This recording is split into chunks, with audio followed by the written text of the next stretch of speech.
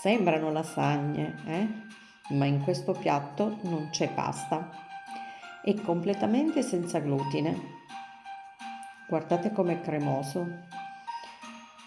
Per non parlare del profumo. Prepararlo è molto semplice. Ho tritato col tritatutto mezza cipolla, una carota e una costa di sedano. Li ho tritati fino a renderli quasi una crema. Questa crema l'ho rosolata con dell'olio, ho poi aggiunto alla passata di pomodoro un po' d'acqua e ho fatto cuocere per circa una quarantina di minuti. Deve comunque risultare un sugo denso. Nel frattempo ho preparato la besciamella senza glutine. Ho infatti usato l'amido di mais al posto della farina. In descrizione trovate la ricetta completa. Ho fatto rassodare le uova, poi mi sono dedicata alla protagonista di questo piatto, la verza. Ho staccato le foglie e le ho fatte cuocere per 5-6 minuti in acqua salata. Le ho poi strizzate con delicatezza, mi raccomando, e tamponate con carta assorbente. Dobbiamo cercare di eliminare il più acqua possibile.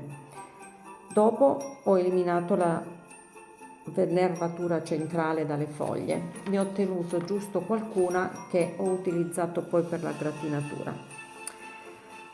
Dopo queste operazioni non ci rimane che mettere insieme tutti gli ingredienti. In una teglia mettiamo del sugo e facciamo poi uno strato di verza. Poi tagliamo le uova sode, mettiamo la besciamella, il formaggio a fettine, il parmigiano e di nuovo sugo. Poi copriamo con la verza e ripetiamo, facciamo un altro strato proprio identico. Uova sode, besciamella, sugo, parmigiano, formaggio a fettine. Il formaggio olandese può essere sostituito anche con altro formaggio, come la fontina oppure il taleggio.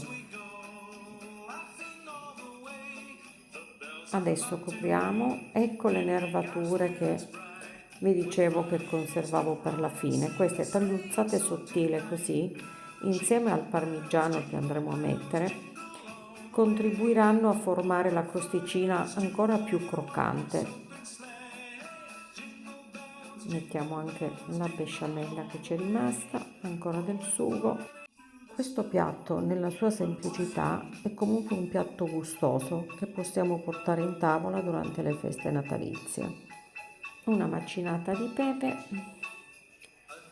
in forno già caldo a 180 gradi per una quarantina di minuti e le nostre lasagne senza glutine sono pronte.